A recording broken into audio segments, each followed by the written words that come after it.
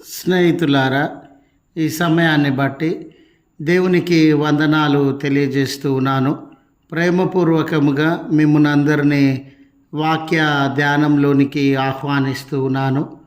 Holi week నందలి Holi Tuesday పరిశుద్ధ మంగళవారం కొరకైన ప్రశ్నలు పన్నాగములు అనే ఆలోచనను మీతో కూడా పంచుకోవడానికి ఇష్టపడుతూ ఉన్నాను కనుక దేవుని యొక్క వాక్యమును మీరు ముగింపు వరకు ఆలకించాలండి. యేసు ప్రభుల వారి ముందు ఎటువంటి ప్రశ్నలు, ఎటువంటి పన్నాగములు యూదా మత పెద్దలు ఉంచినారు, ఎందుకొరకు ఉంచినారు, ప్రభువు వాటికి ఎటువంటి జవాబులను ఇచ్చినాడు అనే ఆలోచనలను మనము పంచుకుందాము. కనుక మీరు ముగింపు వరకు దేవుని యొక్క వాక్యము వినాలని, మీ కుటుంబ సభ్యులతోనూ తోటి విశ్వాసులతోనూ ఈ వీడియో షేర్ చేసుకోవాలని, మీ ప్రార్థన మనవులు ఎటువైనను కామెంట్స్ రూపంలో తెలియజేయండి. నమ్మకంగా మీ కొరకు ప్రార్థిస్తాము. ఈ వీడియో మీ ఆధ్యాత్మిక జీవితములకు ఉపయోగకరంగా ఉంది అని మీకు అనిపిస్తే దయచేసి ఈ ఛానల్ను సబ్స్క్రైబ్ చేసుకోవలసినదిగా మనవి చేస్తూ ఉన్నాను. స్నేహితులారా, ఒక యవన కుమారుణ్ణి కానీ యవన కుమార్తెను కానీ వారు ఏదైనా తప్పిదము చేస్తున్నటువంటి వేళ, పొరపాటుగా ప్రవర్తిస్తున్నటువంటి వేళ, విచ్చలవిడి జీవితాన్ని అనుభవిస్తున్నటువంటి వేళ మనము గమనించి ఆ యవన కుమార్తెతో ఆ యవన కుమారునితో ఈ రీతిగా ప్రవర్తించకండి, ఈ పొరపాటు చేయకండి, తప్పు చేయకండి అని వారిని గద్దించినట్లయితే వెంటనే వాళ్ళు రిటర్న్గా మనల్ని అడుగుతారండి, అసలు నువ్వెవరు నన్ను అడగడానికి, నీకు ఏ అధికారం ఉందని నన్ను అడుగుతూ ఉన్నావు అని వెంటనే తిరిగి మనలను ప్రశ్నించేటటువంటి వారిగా ఉంటారు. యేసు ప్రభుల వారి జీవితాన్ని మనము గమనించినప్పుడు యేసు ప్రభుల వారు కరుణామయుడు, ప్రేమ కలిగినటువంటి వాడు, క్షమించేటటువంటి వాడు, దీవించేటటువంటి వాడు. ఇవన్నీ కూడా మనకు చాలా ఇష్టమైనటువంటి సుగుణములు, నచ్చినటువంటి సుగుణములు. నాణెమునకు రెండవ వైపు యేసు ప్రభుల వారి క్వాలిటీస్, వారి గుణగణాలను మనం పరిశీలించినట్లయితే ఆయన నీతిమంతుడండి.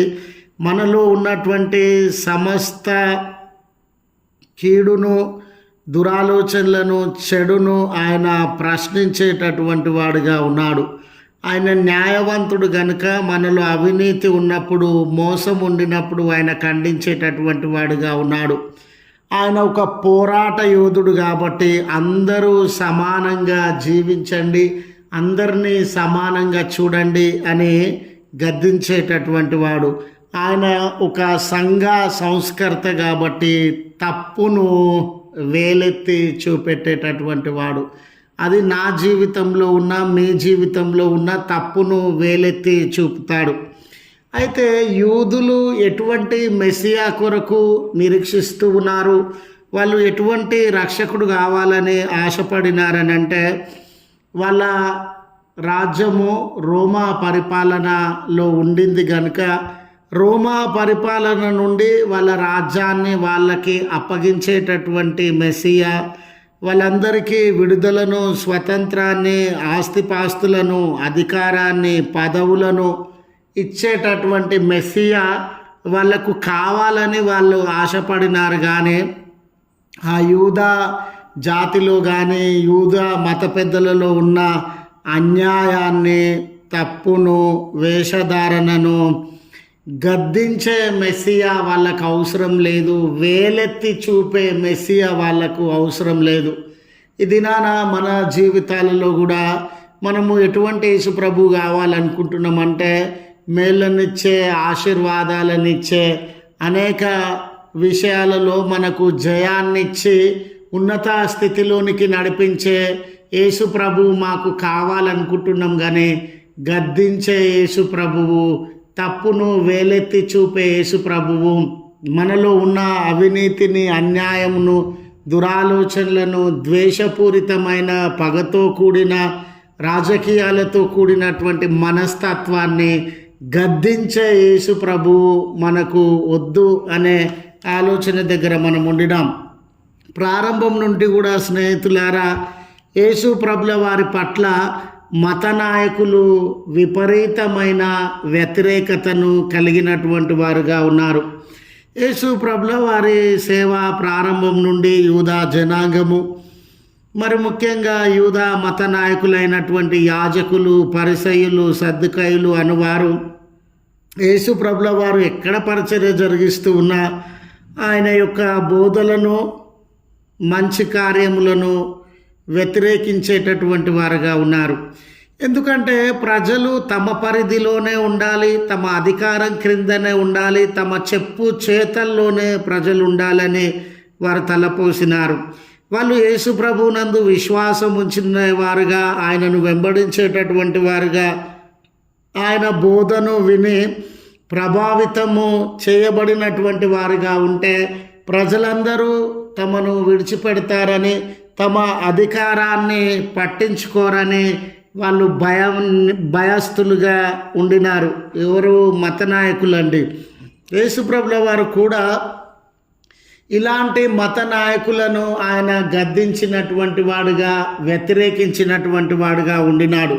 మత నాయకులైనటువంటి మీరు పదవులను, సింహాసనములను, గౌరవ మర్యాదలను, మంచి పేరును, ఈ లోకంలో ఉన్న సుఖభోగములను కావాలని ఆశించేటటువంటి వారుగానే ఉన్నారు. కానీ ప్రజలు కష్టాలలో ఉన్ననాడు, కన్నీళ్ళలో ఉన్ననాడు, ఆదరణ కరువై భయము, మరి రోమా ప్రభుత్వం క్రింద విపరీతమైన పన్నులు కట్టుచు దాడులకు లోనవుతున్నటువంటి వేళ మత నాయకులైనటువంటి మీరు ఏ రోజు కూడా ప్రజల యొక్క కన్నీళ్లను తుడవలేదని ఆయన వారిని గద్దించినటువంటి వాడుగా ఉండినాడు.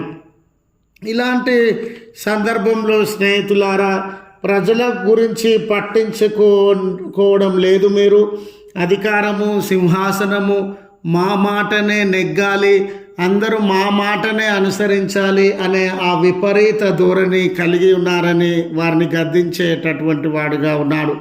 మత్తయి సువార్త 23వ అధ్యాయం 4వ వచనము, మత్తయి సువార్త 12వ అధ్యాయం. వీళ్ళ జీవితాన్ని చూసి యేసుప్రభుల వారు పలికిన మాట ఏంటంటే, మీరు చెడ్డ దాసులు, అగ్రస్థానములు, పేరు, పరపతి, సంపద కోరుచు ఉన్నారు కానీ ప్రజల కష్ట నష్టాలలో వారి పక్షాన నిలవబడడం లేదు. అంత మాత్రమే కాదు, ఈ మత నాయకులు అనేటటువంటి వారు ఆనాటి దేవాలయాన్ని వ్యాపార కేంద్రంగా మార్చివేసినారు. ఆ వ్యాపార కేంద్రంగా మార్చివేసిన ఆ విధానాన్ని యేసుప్రభుల వారు గద్దించినాడు. వారి వ్యాపారం దెబ్బతినే ప్రమాదం వచ్చింది.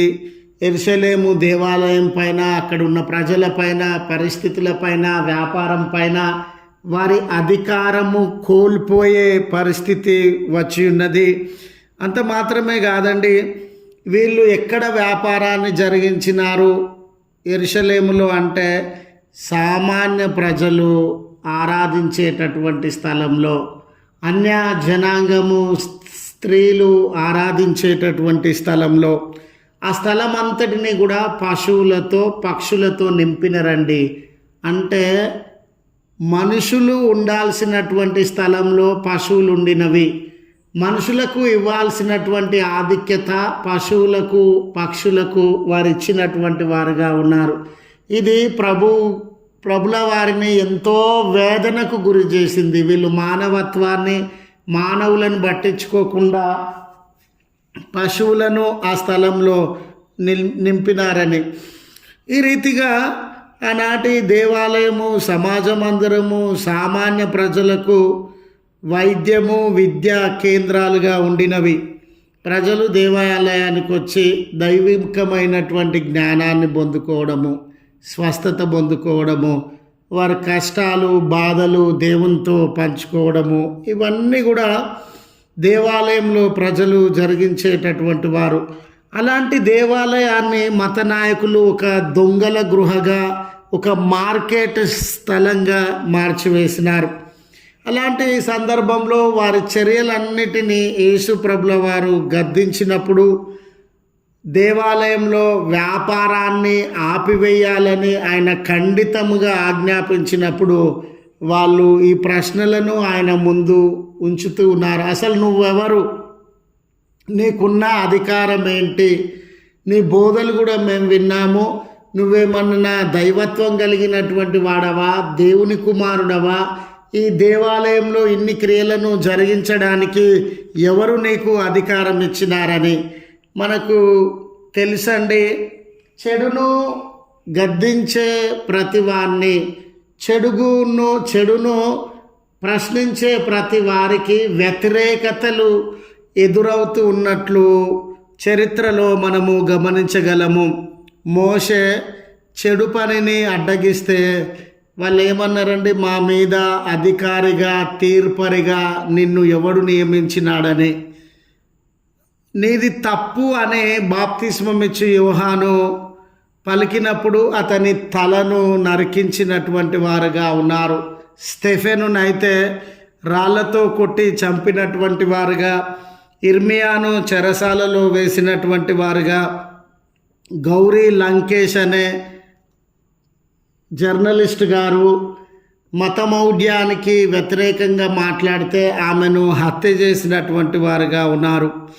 ఈరోజు మతమౌఢ్యానికి వ్యతిరేకంగా మాట్లాడి లౌకికత్వాన్ని పెద్దపీట వేసేటటువంటి వ్యక్తుల మీద దాడులు జరుగుతూ ఉన్నవి. బలవంతంగా వారి నోరు నొక్కేసే ప్రయత్నాలు, వాళ్ళను చంపివేసే ప్రయత్నాలు జరుగుతూ ఉన్నవి.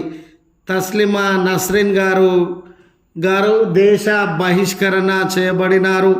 అబ్రహాం లింకన్ గారు దెబ్బల పాలైనారు. మార్టిన్ లూథర్ గారు సంఘం నుండి బహిష్కరింపబడినాడు. ఎందుకు? అవినీతిని ప్రశ్నించడము, చెడును ప్రశ్నించడము, అసమానత్వాన్ని, దాడులను, హింసను ప్రశ్నించడం వలన వీళ్ళందరూ కూడా ఏదో ఒక బాధకి, కష్టానికి, వ్యతిరేకతకి లోనైనటువంటి వారుగా ఉన్నారు. యేసు ప్రభుల వారు కూడా ఈ యూదా మత నాయకుల యొక్క విపరీత ధోరణిని, మరి వేషధారణను, అవినీతిని ప్రశ్నించడం వలన ఆయన కూడా వ్యతిరేకతలను అనుభవించేటటువంటి వాడుగా ఉండినాడు. ఆయన ముందు కొన్ని ప్రశ్నలు ఉంచినారండి. ఆ ప్రశ్నలు ఏమిటంటే, నువ్వు దేవుని కుమారుడవా? నిజంగా నీలో దైవత్వం ఉందా అనే ఆయనను ప్రశ్నించినారు. ఒకవేళ దైవత్వం నాలో ఉంది, లేక నేను నిజమే దేవుని కుమారుణ్ణని ప్రజల ముందు ఆయన పలికినట్లయితే అది దేవ దూషణగా పరిగణించి ఆయనను శిక్షించాలే అన్న చెడు మనసుతో ఈ ప్రశ్నను ఆయన ముందు ఉంచినటువంటి వారుగా ఉన్నారు. రెండవది ఏంటంటే, ఈ అధికారం, దేవాలయాన్ని శుద్ధి చేసే అధికారం కానివ్వండి, దేవాలయ నియమ నిబంధనలను మార్చివేసే అధికారం కానివ్వండి, సబ్బాతుకు సంబంధించిన, విశ్రాంతి దినానికి సంబంధించిన రూల్స్ అండ్ రెగ్యులేషన్స్ మీరే అధికారం నీకు ఎవరిచ్చినారని, ఒకవేళ ఆయన నాలో ఈ అధికారం ఉంది అని పలికితే ఆయనను ఒక వ్యతిరేకిగా, దేశద్రోహిగా ముద్రించేటటువంటి ప్రమాదం ఉండింది. అన్నిటికీ మించి స్నేహితులారా, కైసరుకు పన్నియడము న్యాయమా కాదా? ఎందుకంటే ఆనాటి యూదులందరూ కూడా ఇది పరాయి పాలన, పరాయి దేశము, పరాయి ప్రభుత్వము, వీళ్లకు మనం పన్ను ఇవ్వాల్సినటువంటి అవసరం లేదు అని యూదులందరూ భావిస్తూ ఉన్నారు. అయితే రోమా ప్రభుత్వము, మేము ప్రభుత్వంలో ఉన్నాము, పాలకులుగా ఉన్నాము, ఖచ్చితంగా మాకు పన్ను చెల్లించాల్సిందే అనే ఆలోచన కలిగి ఉన్నారు. ఇక్కడ యేసు ప్రభుల వారు పన్ను ఇవ్వండి అంటే యూదులందరి దృష్టిలో అతడు చెడ్డవాడుగా మిగిలిపోవాలని, పన్ను ఇవ్వకూడదు అని అంటే ప్రభుత్వం దృష్టిలో చెడ్డవాడుగా మిగిలిపోవాలని ఎంతో కుయుక్తితో ఇలాంటి ప్రశ్నలను ఆయన ముందు ఉంచుచూ ఉన్నారు. యూదులందరూ ధర్మశాస్త్రాన్ని చాలా పరిశుద్ధమైనదిగా, పవిత్రమైనదిగా భావిస్తారు. అలాంటి తరుణంలో మరి ఒక పురుషుడు తన భార్యకి విడాకులు ఇవ్వచ్చా అనే ప్రశ్న ఆయన ముందుంచినారు. ఎందుకు విడాకులు ఇవ్వచ్చు అనేటటువంటి గుంపు ఉంది, విడాకులు ఇవ్వకూడదు అనేటటువంటి గుంపు ఉంది. ఇవ్వచ్చు అంటే ఒక గుంపుతో ఆయన శత్రువు అవుతాడని, ఇవ్వకూడదు అంటే మరొక గుంపుతో అతడు శత్రువు అవుతాడని. ఇవ్వకూడదు అంటే మోషేను వ్యతిరేకించిన వ్యక్తిగా అందరి యొక్క పగ, అందరి యొక్క కోపము అతని మీద, ప్రభుల వారి మీద రగులిపోతుందని వారు ఈ కుయుక్తితో కూడిన ప్రశ్నలను ఆయన ముందు ఉంచుచున్నారు. మరి ప్రభుల వారైతే చాలా చాకచక్యంగా ఈ ప్రశ్నలన్నిటికీ జవాబులను ఇచ్చినాడండి. కైసరుకు పన్నివ్వచ్చు అని చెప్పినాడు. మరి దేవుడు ఆది నుండి స్త్రీ పురుషులను ఆయన కలుగజేసినాడు కనుక ఒక పురుషుడు స్త్రీకి విడాకులు ఇవ్వకూడదు అని తెలియజేసినాడు. నేను దేవుని నుండి వచ్చినటువంటి వాడను, దైవత్వం కలిగినటువంటి వాడను అని తెలియజేయడానికి నేను చేసినటువంటి ఆశ్చర్య కార్యాలు, అద్భుత కార్యాలే నన్ను గూర్చి సాక్ష్యం ఇచ్చుచు ఉన్నవని చాలా ఆలోచనబద్ధంగా, జ్ఞానయుక్తంగా వారి ప్రశ్నలన్నిటికీ కూడా ఆయన జవాబును అందించినటువంటి వాడుగా ఉండినాడు. చూడండి స్నేహితులారా, మన జీవితాలలో కూడా ఇలాంటి వ్యక్తులు ఇరుకున పెట్టాలని, ప్రశ్నించాలని, ఇబ్బంది కలుగజేయాలని ప్రయత్నించేటటువంటి వ్యక్తులు అడుగడుగున మన పనులను, బాధ్యతలను, దేవుని యొక్క పిలుపును నాశనం చేయాలని అడుగడుగున ప్రయత్నించేటటువంటి వారు ఉంటారు. అలాంటి తరుణంలో ప్రభుల వారు ఏ రీతిగానైతే దేవుని మీద ఆధారపడి తన సొంత జ్ఞానం కాకుండా దేవుని మాటలు ఇవి, దేవుని యొద్ద నుండి ఈ మాటలను నేను వినినాను అని ఆయన దేవుని మాటలతో నింపబడినాడో, మన జీవితాలు కూడా దేవుని మాటలతో నింపబడినప్పుడు ఎలాంటి సంకట పరిస్థితిలోనైనా, ఎలాంటి ప్రశ్నలలోనైనా, ఎలాంటి శత్రువుల మధ్యలోనైనా మనము విజయాన్ని సాధించగలిగినటువంటి వారంగా ఉంటాం.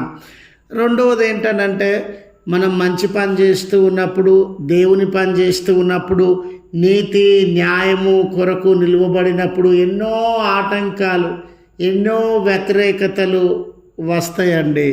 రావు అని మనం అనుకోవడానికి లేదు. మనము నిరాశపడకుండా, నిస్పృహలకి లోను కాకుండా దేవుడే ఆదరించేవాడు, దేవుడే ధైర్యపరిచేటటువంటి వాడు అన్న సహృదయంతో, ధైర్యంతో ముందుకెళ్ళాలని మనవి చేస్తూ ఈ మాటలను ముగిస్తూ ఉన్నాను. ప్రార్థించుదము. కృపగల తండ్రి, ప్రేమగల మా దేవ, మీ పరిశుద్ధమైన ఉన్నతమైన నామమునకు కృతజ్ఞతలను, వందనములను తెలియజేస్తూ ఉన్నాం. నిజమే, ఈ ప్రశ్నలు పన్నాగముల భాగము నుండి ప్రభువా, మానవులు ఎన్నో రకములైనటువంటి ఆలోచనల మధ్య నివసించేటటువంటి వారని, మంచిని వ్యతిరేకించేటటువంటి వారని, మంచిని అడ్డగించుట కొరకు ఎన్ని ప్రణాళికలైనా రచించేటటువంటి వారని గుర్తించుచూ ఉన్నాం. మీ జ్ఞానంతో నింపబడినప్పుడు, మీ మీద ఆధారపడినప్పుడు ఎటువంటి సమస్యలలోనైనా మేము విజయాన్ని సాధిస్తామని, ఎటువంటి శత్రువుల మధ్యనైనా మా తల ఎత్తుకునే ఆధిక్యత మీరు అనుగ్రహిస్తారని మీ కృతజ్ఞతలు చెల్లిస్తూ ఉన్నాం. మీ స్వరమును వింటూ ఉన్న బిడ్డలందరిపైన మీ దీవెనలను కుమ్మరించి బలపరచమని క్రీస్తు పేరట వేడుకొనుచు నాము తండ్రి, ఆమెన్. తండ్రి, కుమార, పరిశుద్ధాత్మ త్రియేక దేవుని దీవెన మనకు తోడై ఉండి మనలను కాపాడును గాక. ఆమెన్.